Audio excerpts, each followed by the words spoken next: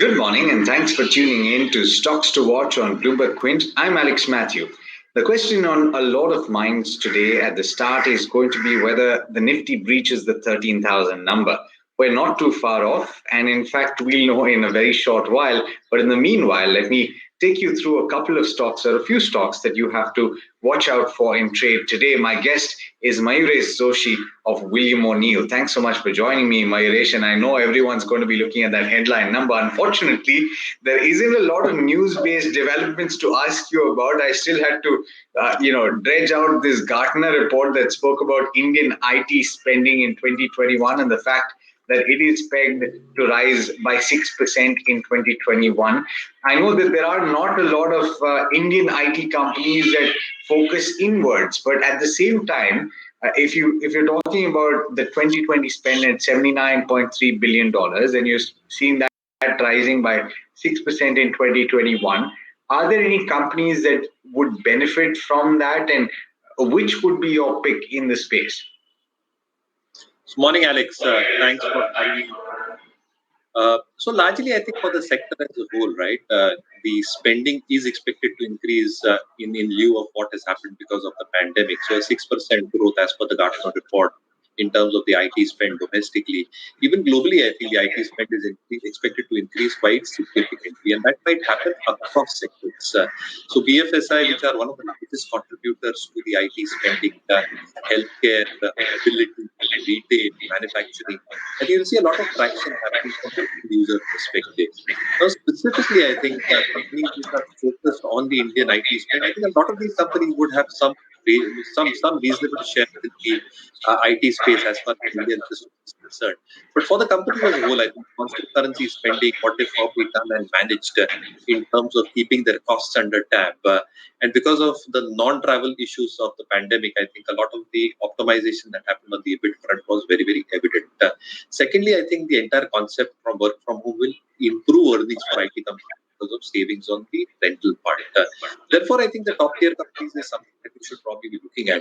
From an IT ecosystem perspective, on an Indian context, I can only think of companies which are probably going into the educational space.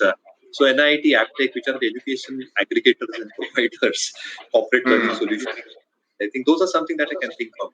But my focus would still be on the larger IT companies in that space. If I were to nudge you to give me a name or two and your picks in the larger IT space? So Infosys, TCS is something that we have recommended. I think this is something that, as a disclaimer, is something we've done in the past as well.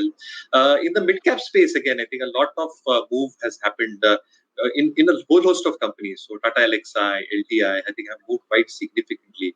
But something that we like as a clear disclaimer, which we have just given out a couple of days back, is First Source Solutions, where our belief is that the earnings growth in constant currency between 10 and 12, what the management expect, the EBIT margins holding between 11 and 11.5, ample cash on books, BFS at 51% of their overall contribution, communications at 18%, and the entire ratings on our O'Neill methodology. The EPS rating looks very, very good. The RSI rating is high when you're looking at holding.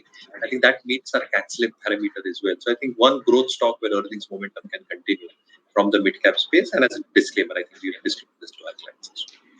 All right, fantastic. Now, in the automotive ancillary space, and this has been spoken about ahead of the festive season in the same breath as a possible revival in the auto sector. Now, the latest development with regard to Motherson Sumi, which is one of India's largest auto ancillary companies, is the analyst call, Mayuresh, that was recently conducted, I believe, over the weekend.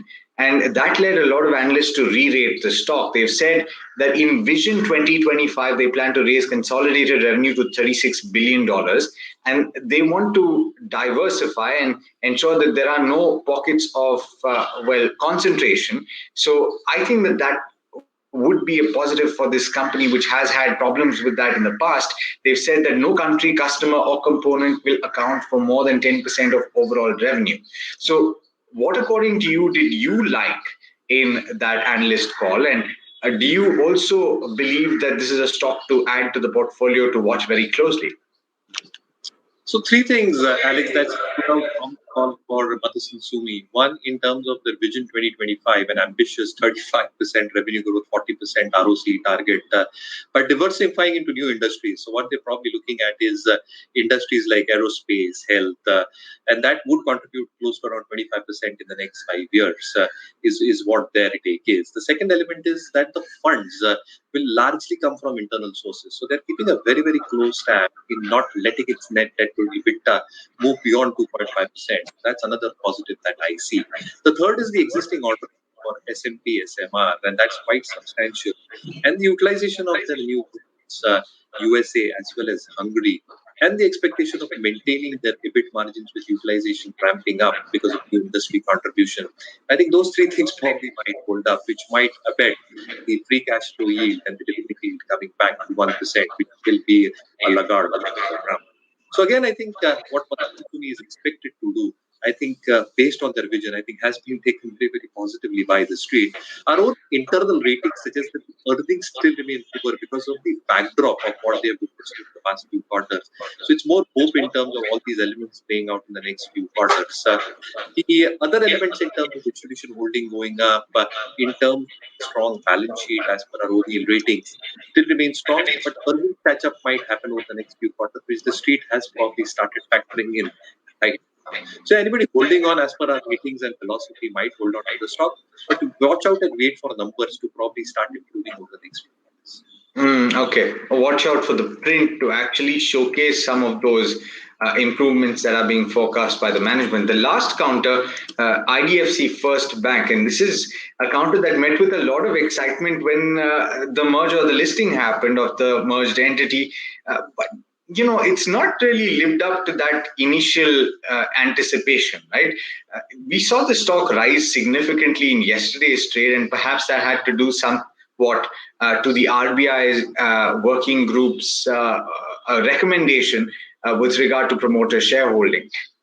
What is your view on this stock? And I'm only asking because this is perhaps one of the largest gainers in yesterday's session, and would retail investors have to be a little cautious when it comes to this counter? So again, it's panel recommendations. So that's point one, right? So what happens in terms of the next few months of acceptance is something to be seen. But again, I think the news has been taken very, very positively, and there are no two ways about it. Secondly, I think in terms of the core numbers, because if you probably look at the panel recommendations for all these companies under consideration, and assuming the holding company as well, IDFC, if the entire structure has to get collapsed, the holding company in the first place has to get rid of its asset management business, because you can't have ancillary businesses running when you are trying to collapse the structure. In that case, I think the reverse merger and the holding company discount for the holding company goes out. Similarly, I think for companies like these, I think the entire intermediary structure of cutting your stake down actually goes off. But again, I think it's a factual thing. I think for all these things to happen, I think for IDFC and its parent, I think all these things have to fall in place over the next few months. So I think it's something which is played out sentimentally.